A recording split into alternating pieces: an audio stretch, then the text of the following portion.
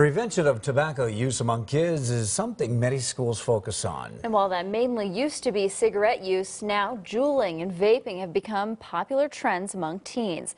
And that's why a local school is coming up with creative ways to educate students about the dangers of nicotine addiction. In tonight's Eye on Kelloland, Sarah McDonald takes you to the Mitchell School District to show you the campaign. In the Mitchell School District, hundreds of students in middle and high school are involved in a tobacco prevention program called Unfiltered Reality.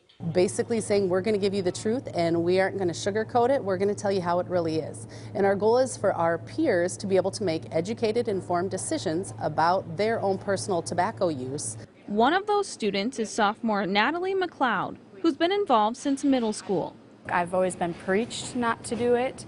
And I have asthma too, which that would be very bad if I did smoke. So I just don't want like a lot of other people doing it because there's a lot of health risks with it.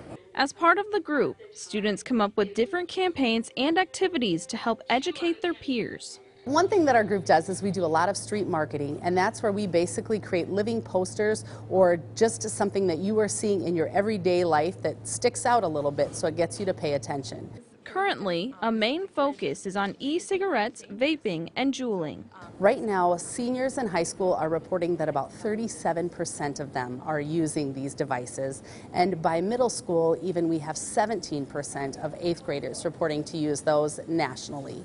So that is a huge increase in the past several years, and the highest increase that they've ever seen in trends since they started recording different substance abuse trends. This and this can just be plugged into your computer to charge.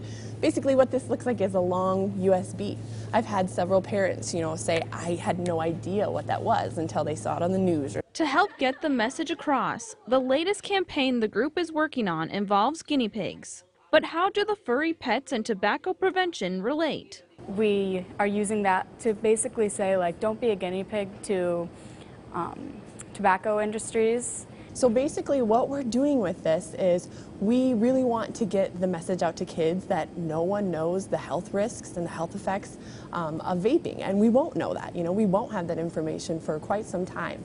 These guinea pig boards and a DVD make their way around the school to help spread the important information.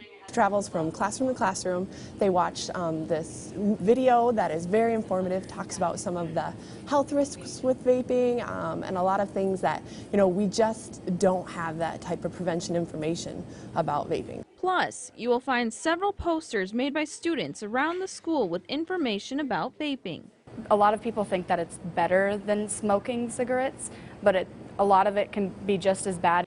A creative way for students to educate their peers and friends. I hope that people realize, even if they don't stop, they realize what the health risks can be about vaping and smoking. I can go and talk to a class and I can tell them this and this and this. And they're going to catch some things, but a lot of it, I feel like I'm a teacher just being up in the front and they'll catch it, but I think just hearing it from their peers has a bigger effect.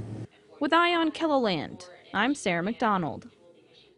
Olson says right now the guinea pig campaign is focused at the high school, but they have plans to eventually bring it to the middle school in Mitchell. Well, a pair of senior standouts